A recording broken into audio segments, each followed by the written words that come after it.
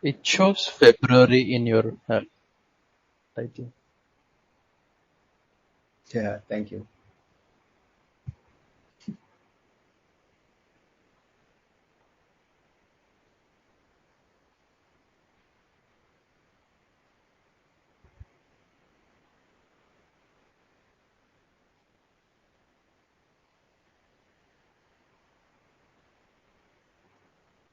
I'm notorious for even getting the day, year wrong sometimes. Okay, so last lecture we saw a very, very simple example with 1 degree of freedom where we tried to ask for, we did a counting uh, of the number of accessible cells.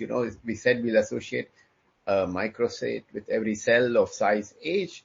And the natural generalization, which I just mentioned last time, was that we should write a formula like this: rho of epsilon d epsilon, where rho of epsilon is d epsilon is the number of states in the energy range epsilon to epsilon plus delta epsilon, d epsilon. And so this was supposed to be semi-classically equal to 1 by h. So I will write the formula for many degrees of freedom. So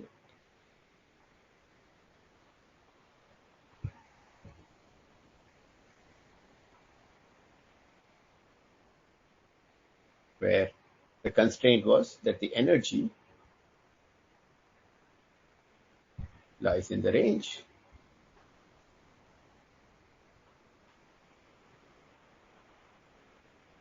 This is the constraint over the integral. Okay, so this is the definition. And we illustrated this for the case of f equal to 1. And so today what we're going to do is we're going to extend this to, we will apply this to example where f is not 1 but larger than 1. And then, as Bidhi pointed out yesterday, there is a question of degeneracy, etc. So how does that work? We will see all the details now. So we will do 2 computations for rho or something related to that.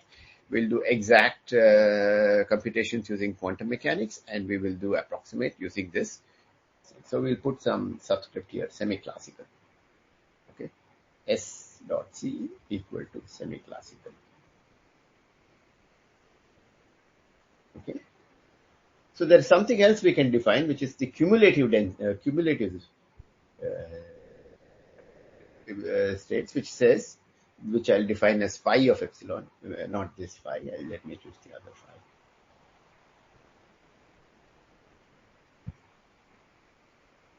Which is defined to be the following.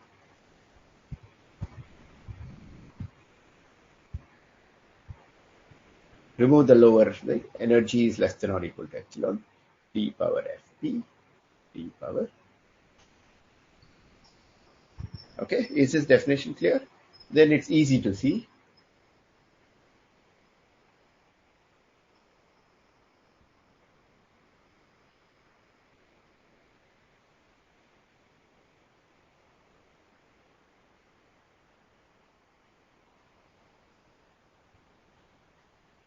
So phi of epsilon plus d epsilon will give you all the states with energy less than or equal to epsilon plus d epsilon, and the second one is just all states with energy less than equal to epsilon. So if you take the difference, you will get the number of states which lie in the range epsilon to epsilon plus d epsilon. So this should be equal to what? Rho of epsilon into d epsilon.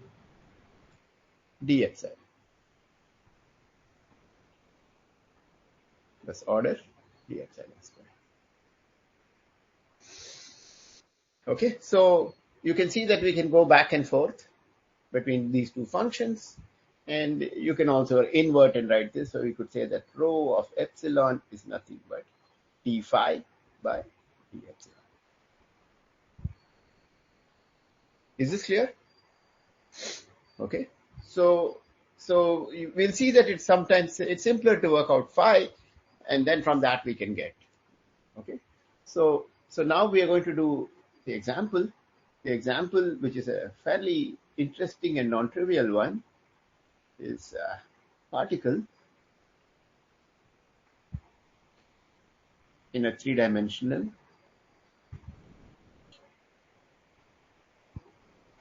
cubical box of sides L. Okay, so what that means is that the constraints on the coordinates are 0 less than or equal to x less than or equal to L, 0 less than or equal to y less than or equal to L.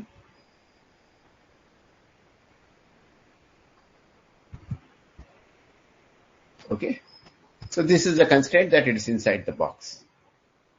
Okay, is this clear? Okay, so now we want to go ahead and we want to compute. So we will compute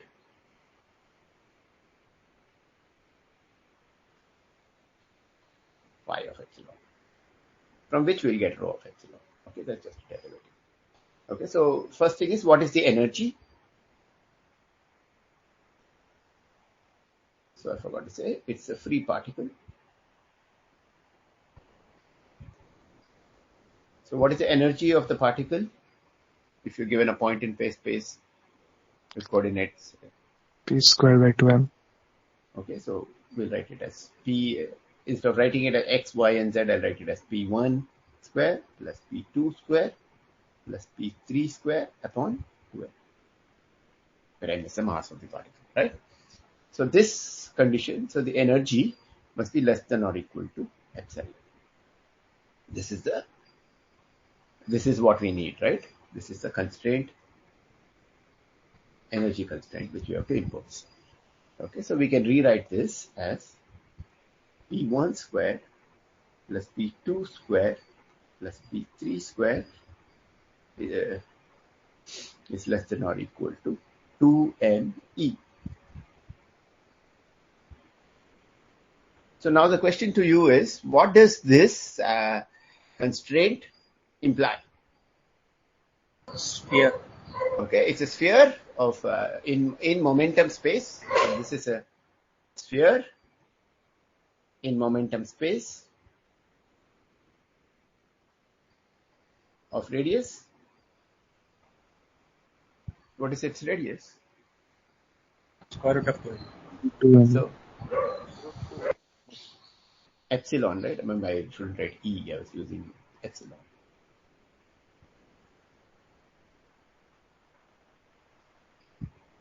Why am I unable to?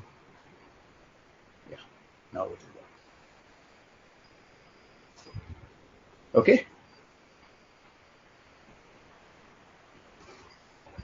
So it's the interior of a sphere, right? Because it's less than or equal to that. So now we want to do the integral. So phi of epsilon equal to 1 by h cubed, because f is 3, 3 degrees of freedom, integral d cubed q, I'll write first, integral d cubed p, energy less than or equal to epsilon. So first let's do the d cubed q integral or d cubed x integral. What does that give? L cube. L cube. L cubed, which is the volume. So that's just the volume. So it's L cubed by h cubed, integral d cubed p, energy less than or equal to epsilon. So now what is the next integral give? It gives you the volume of that sphere, right? Yes, 4 by 3 pi into L cubed, the radius cube of root over So- 2m. Correct.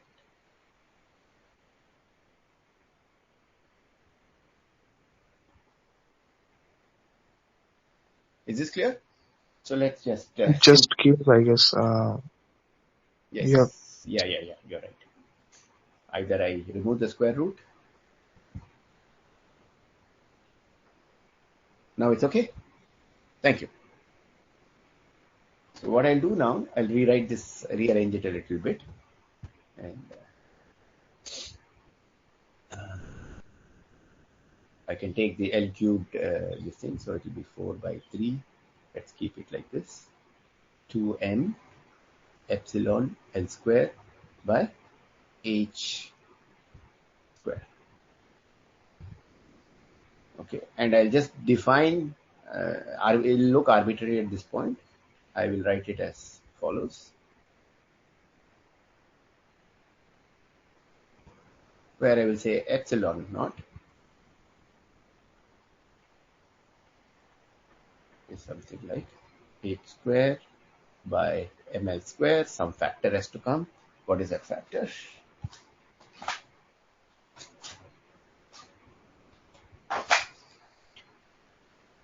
Eight. Okay, so just dimensionally, we know that phi of epsilon is a number, so it's dimensionless. So epsilon naught, better to have the dimensions of energy. Okay, you can check this. Okay, and this is an energy scale which is related to this problem. Okay? So we get a nice formula which says that the cumulative density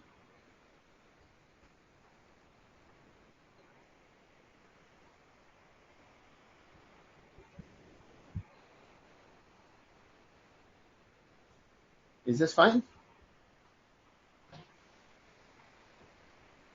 Okay, and this implies you can take derivatives, but what I want you to look at this here, rho of epsilon, and we'll remind ourselves that it is semi-classical. This is equal to d phi semi-classical by d epsilon. But what I'm interested in is what is it proportional to as a function of epsilon power. Okay, so I'm going to make a remark here which has some bearing later. So the remark is that this is a monotonically increasing function.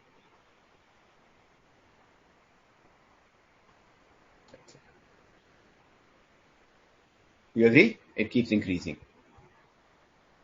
Okay. But if you go back to the computation that we did yesterday, we would have seen, I think it's epsilon power minus half. So that's actually that's a bad example. So generically, we'll observe that the density of states as well as phi, both of them as a function of epsilon, we will, especially phi, it's pretty obvious that it will be a monotonically increasing function as we increase epsilon. Okay. And one more thing is, we know that there is a lower bound for energy in most stable classical systems. So there is no, you don't go to negative infinity. So there is so it starts off from zero when you start and you keep increasing. And so this will be a generic feature, but there will be systems with that's because in these examples you have infinite infinite number of states. But there will be spin systems, etc., which has very strange behavior. So what you will find there, like in the problem set, where you will find that the density of states increases and then decreases.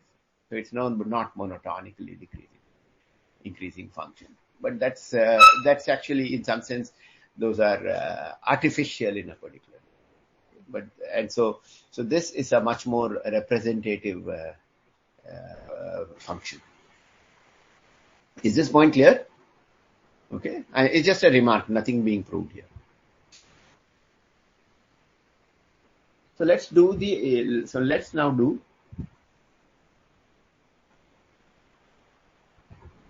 the exact quantum computation.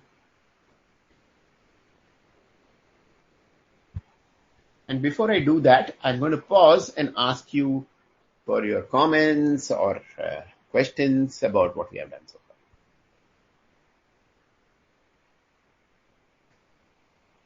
Sir, the remark you just made about epsilon power minus 1/2 is not a good example. It's not clear for me. Yeah, that's a curse of a very low dimension. That's all. Okay, that's all. Nothing much to say about that. It's not representative of of generic systems in real life.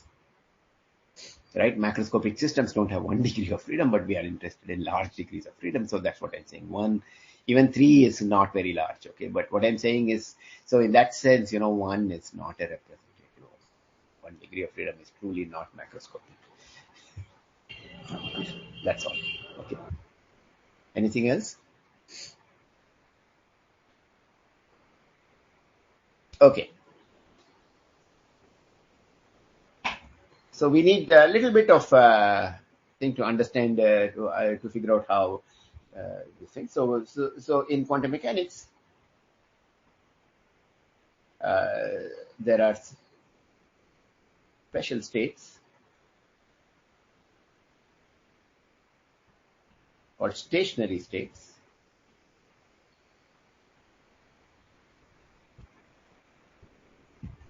that are what? How are they defined? Eigenfunctions of which operator? Of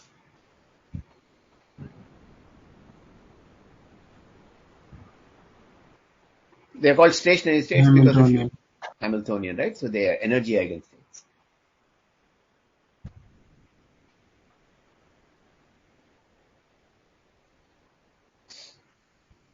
Okay.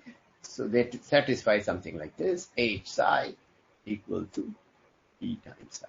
Okay, so this is an operator and it has eigenvalue E. Okay, that's the kind of equation that it satisfies. Okay. So since since our questions are based on energy eigenvalues, it's better to these these states are the ones relevant or simpler actually for our computation. Okay, so we go back. So for the 3D cubical box,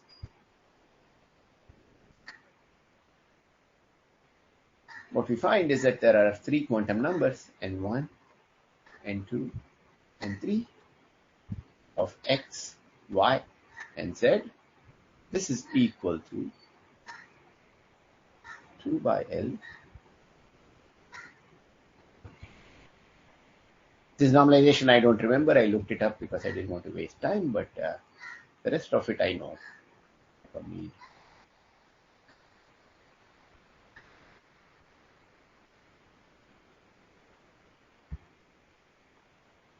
Okay, so the wave function should vanish at x equal to 0, x equal to L, y equal to 0. These are the walls, right?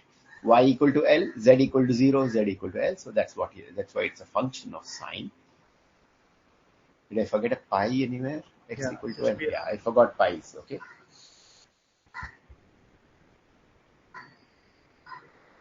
Now we are okay, right?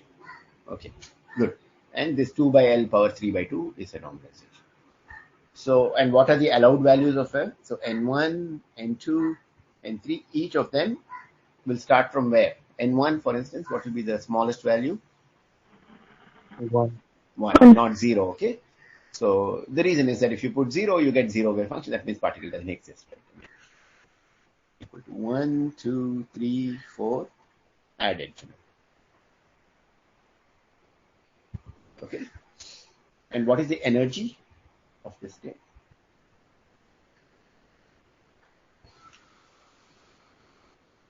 Anybody know? nx square plus h square plus nz square pi square h cross square by 2 ma square.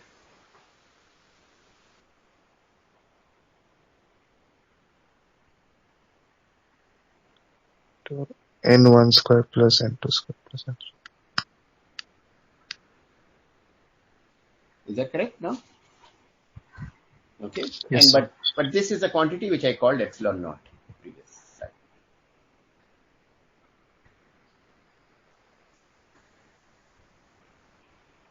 Okay. So let's ask questions now. So let's just draw values of epsilon and number of states. So what is the lowest value of epsilon that I can have? 3 epsilon. 3 3, right? N1 equal to N2 equal to and 3. okay. So this is ground state is non-degenerate, and this is just 1, 1, 1. Okay. What is the next one?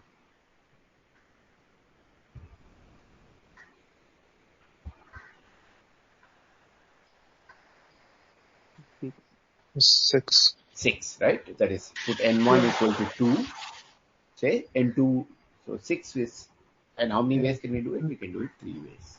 3 ways.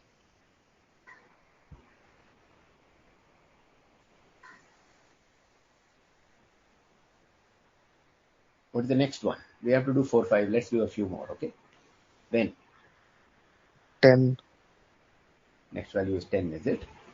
How is that? 9. Why not 2, 2? That will give 4 plus 4, 8, 9. So that, 4, so 9. yeah, good. Yes, yes, It's okay to mess up, you know. I mean, right. So the next one is 9, I think. Again, that will be 3, I think. It is Degeneracy. 2, 1. Then you can see it's getting trickier, but it doesn't matter.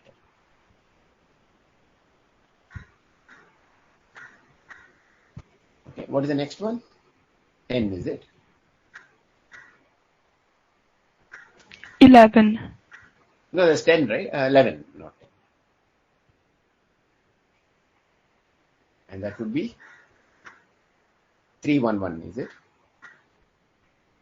And permutations. So what is G What of about epsilon? G is a degeneracy. That's just the number of ways we can get this energy. There are 3. So what is here? Good question. So 3 here means, for instance, for 6, it says that there are 3 different states, distinct states. They're not the same. So you have to count it with 3, multiplicity 3, or degeneracy. Okay, so it's called degeneracy in physics. In general English, you'll say that thing occurs with multiplicity. So again, it Sir, is, what about 2, 2, 2? yeah, do that. So that will give you, what is the energy of that? 12. Okay.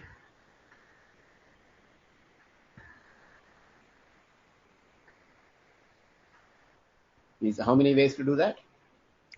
Only one. 1. Okay. So you can see that there can be degeneracies, and as you go to higher things, so it's like saying that you have to solve. So you look, this equation will tell you got to look for the number of, if you give me some value of epsilon by epsilon, not any, it has to be integer. So it could be 0 for some value. So so if you draw phi of epsilon,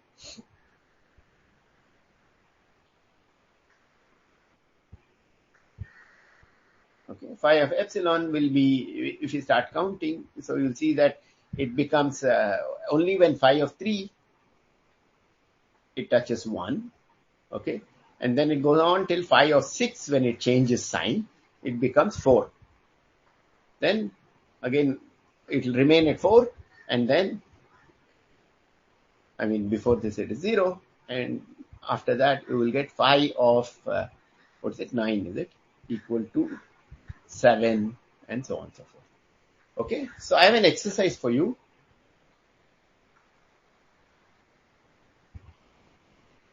Okay, take some, plot phi of epsilon versus epsilon by epsilon naught. You can go up to,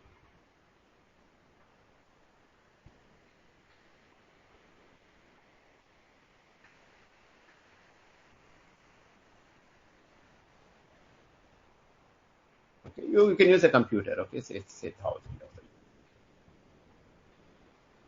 Okay, so, and what will be this function? It is some function, you can see it's jagged, right? So it starts off, so if I plot it like this, epsilon by epsilon naught versus phi. So, so this is 3.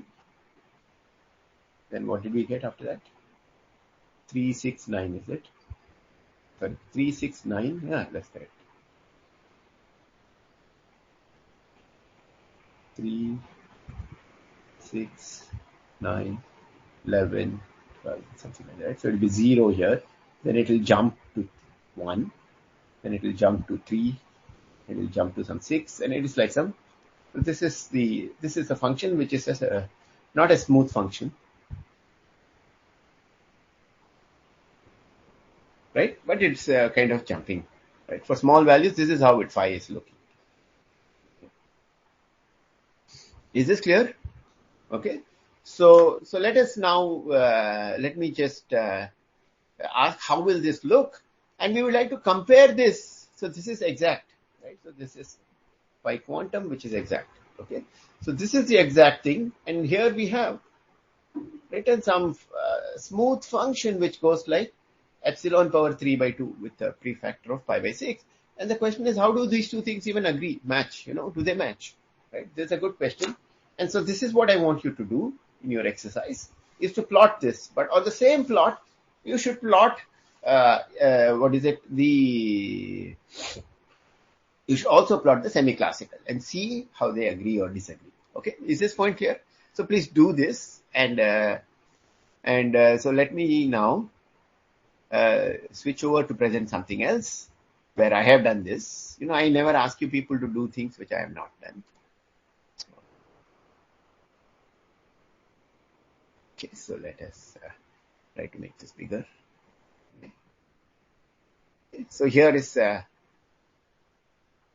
so you can see the plot focuses on the large values up to 40,000 I have gone. Okay, and so here there are.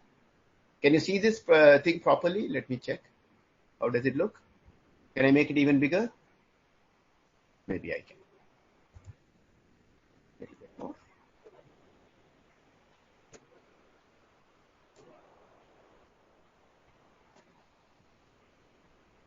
Okay.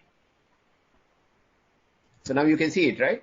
So you can see here in this thing that red curve is the quantum, the green curve is the semi-classical, and then I work out the error, and you see that the error is fairly large. So let's follow the errors, which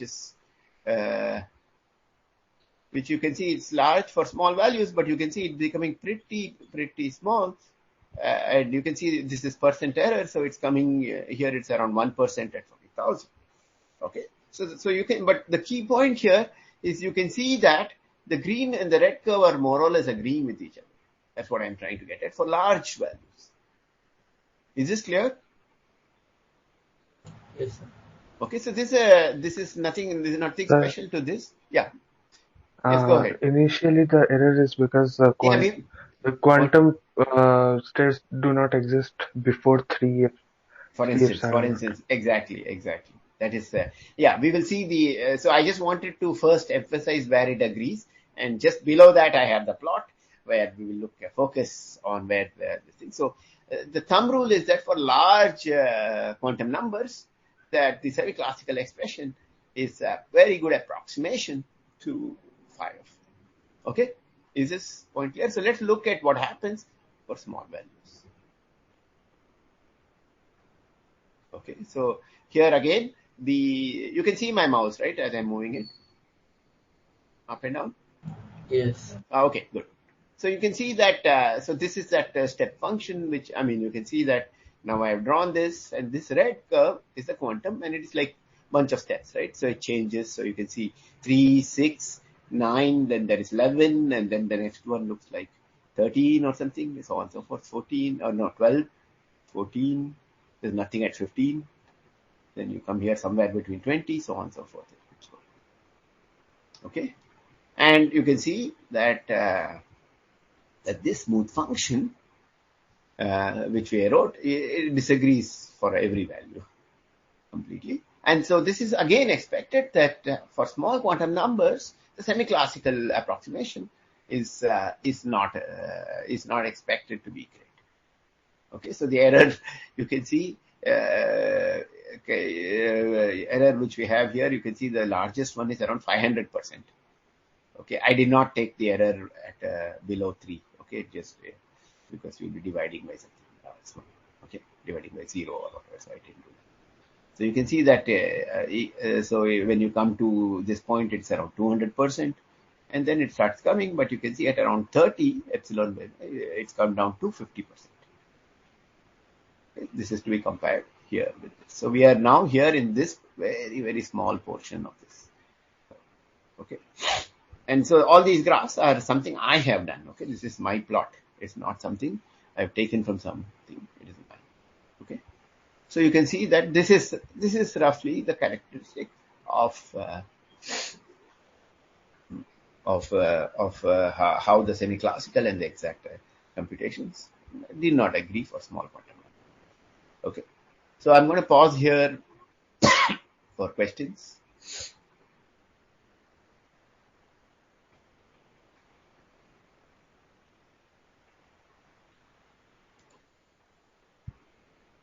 Comments? Everything is clear now?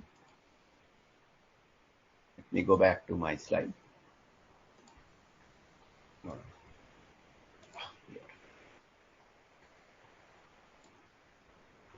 Okay. So I'll just, now that I've said, I'll just add the remarks here.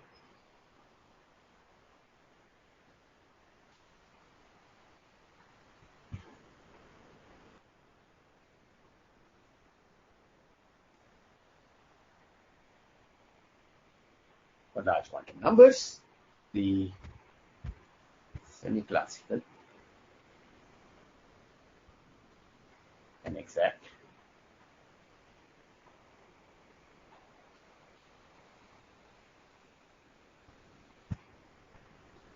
formulae for phi of E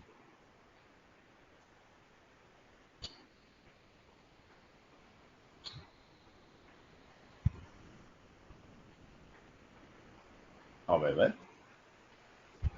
for small quantum numbers,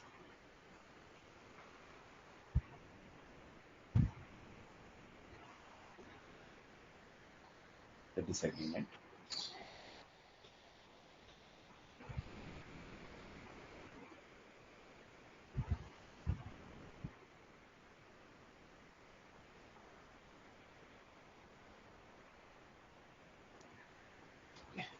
so okay, so again I'll pause for one more second and ask you if there are any questions, comments. Okay, so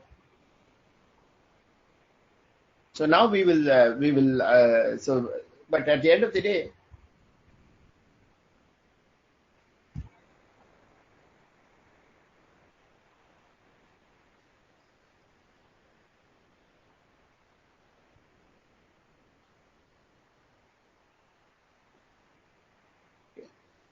f equal to 3 is a small number, and it was used only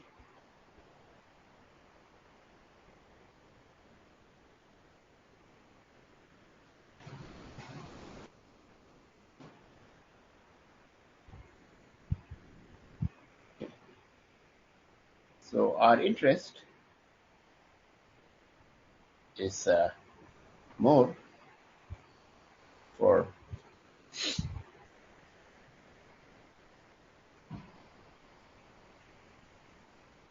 with f much larger than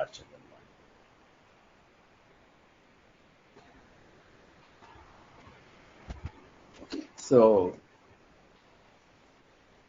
let us consider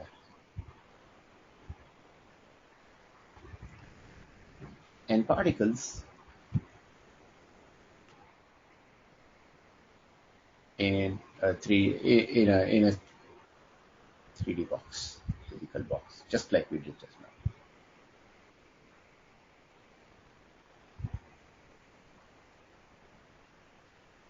Okay, so now what is f in this example? Each particle has how many degrees of freedom? 3. N. Yeah, 3 particles. F equal to 3n. Now this is fairly large, and but we can do something quite fast, which is that, so we can ask what is the Hamiltonian.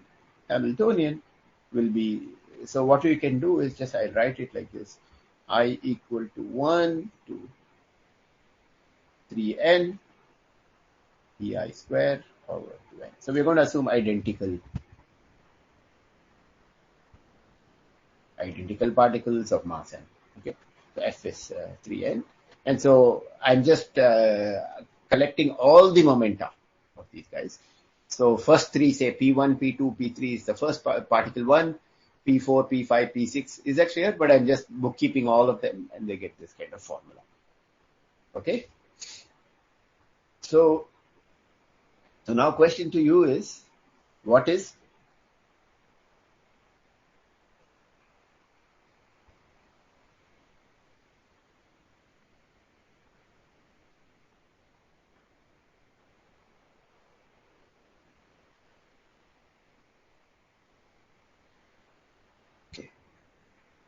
now in 3D you were able to tell me that the answer is 4/3 pi r cubed, right? That formula you know. So but now this is a sphere in how many dimensions? 3n dimensions, right? The constraint for phi. Okay. Yes, sir. Okay. So now the point here is that so this will be, what we will get is a sphere in momentum space, 3n dimensional momentum space of radius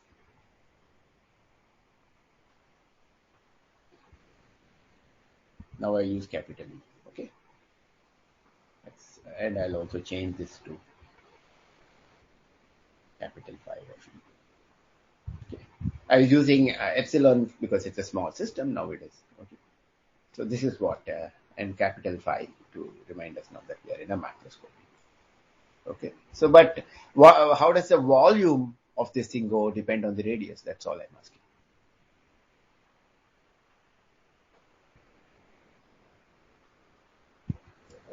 Three n by 2, e to the power 3n by 2. Exactly. Okay, so phi of E, that's E power En. Okay. The prefactors will depend on, you need to look up the formulae for what would be the prefactors, the analog of 4/3 pi. But I mean that you can, actually there exists formulae for that also. So we can actually remove this tilde and put with equal to, but I don't want to do that. But because this is kind of important, now you can see that this is again monotonically.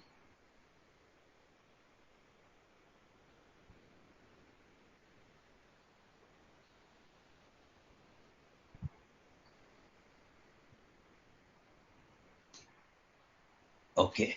Okay, good. So next lecture, what we're going to do is that this this setup we will revisit, and this will form our really, it's like our crucial example of how we will do things in statistical mechanics. And so this is what we'll call an ideal gas. Ideal because these are free particles, there are no interactions. Okay. So it's called ideal because of that. Of course, that is not true. Real gases, there are interactions, etc. But in the second half of the course, we will see how to put those things in, and we will get the real gas equations. Okay. So that's something which we will do. But since I have about 10 more minutes, I want to do one more computation. Okay.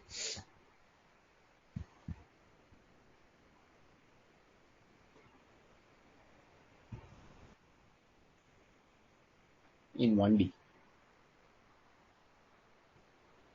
Okay. Okay. So now, so what we're going to do is, so we will take, in this case, I had given this thing as an example. We'll take a simple harmonic oscillator. The Hamiltonian for that is p square upon 2m plus half m omega square x square. Okay. So, yeah. So what we have to do is we want to compute phi of epsilon.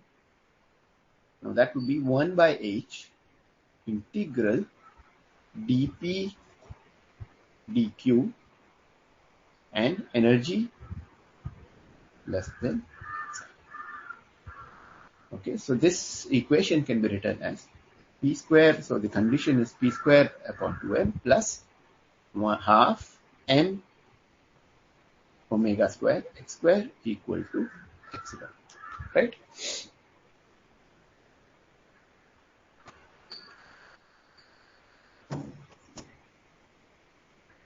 So now, what does this formula mean? Integral d. So if you draw this thing, x versus p, it's an ellipse.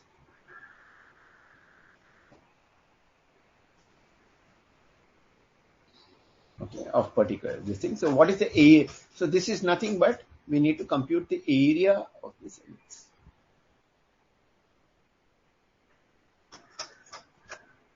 So the question is, what is the area? It will be pi AB with A Right. equals to root over 2 ME Okay. and B equals to Area equal to pi into P naught. So I have to divide by this. So it is square root, right?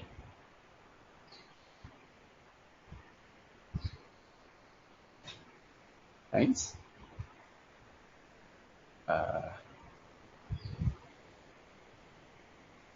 2 by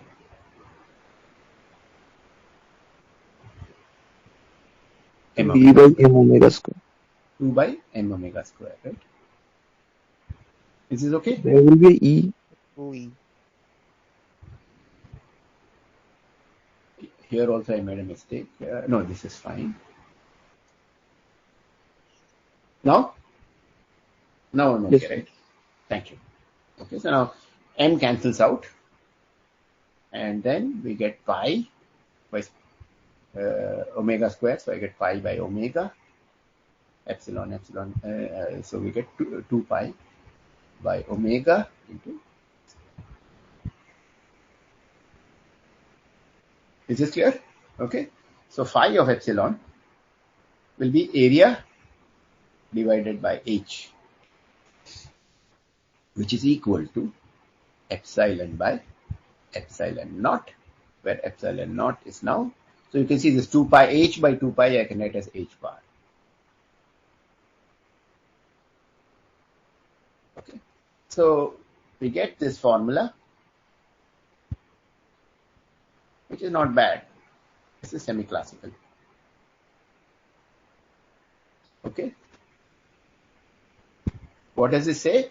If every time epsilon, so it says phi semi-classical, so if you call this every time epsilon by epsilon hits some integer, say bit belongs to some integer n, okay,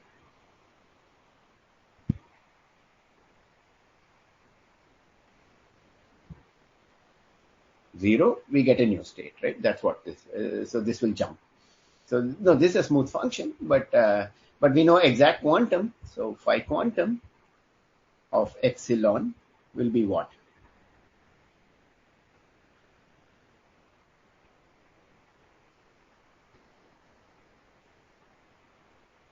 Actually, I'm not phrasing the question correctly. So we know that for the SHO, the energy eigenvalues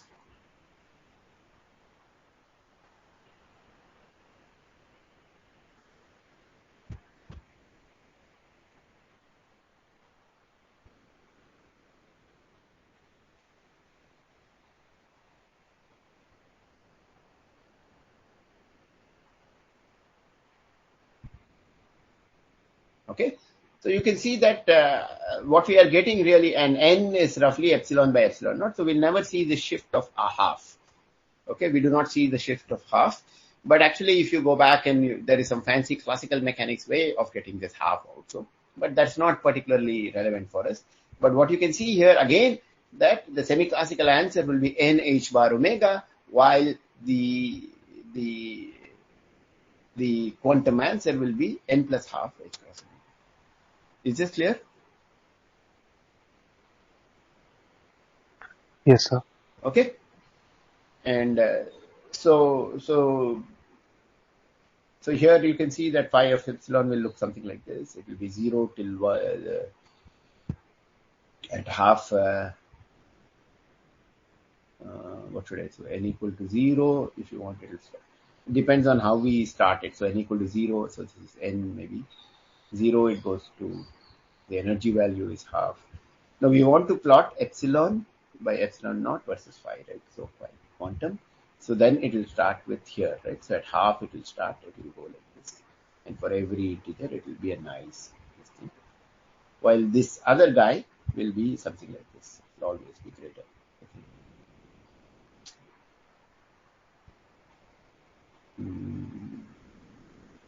It will go above it, I think. Just above it. Okay. Bad plot. So this is exact, and this is semi-classical. It's a straight line. Please plot it for yourself. Okay.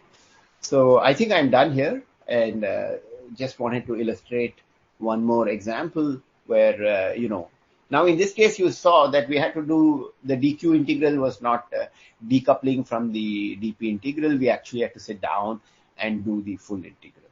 Okay? But it's the same formula. It's the same formula which we started our lecture with.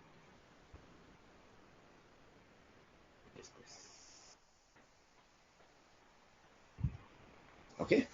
So I hope I have given you a decent idea of how we go about computing density of states, etc. And and remember what we have in mind is our system is isolated. Energy is conserved in some sense. We do not allow it to exchange energy. Number of particles don't change. And so in the latter part of the course, we'll see how to handle situations where this condition is not true. How do we do experiments where actually your system is allowed to exchange energy? How can we do things when our system is allowed to exchange particles with some other thing? So we will see that there's a beautiful way of starting with whatever we have done here. And so, of course, now the reason we did this is because we wanted to apply just the fundamental postulate which says that all accessible microstates are equally probable. Okay, so this postulate will be more than enough. Okay, and of course our assumption that our system is in thermal equilibrium. So these are the two things that we will need, and we will find that we can handle even the other cases by starting from this postulate and deriving results from that. Okay, so I'll stop here. The floor is open for questions.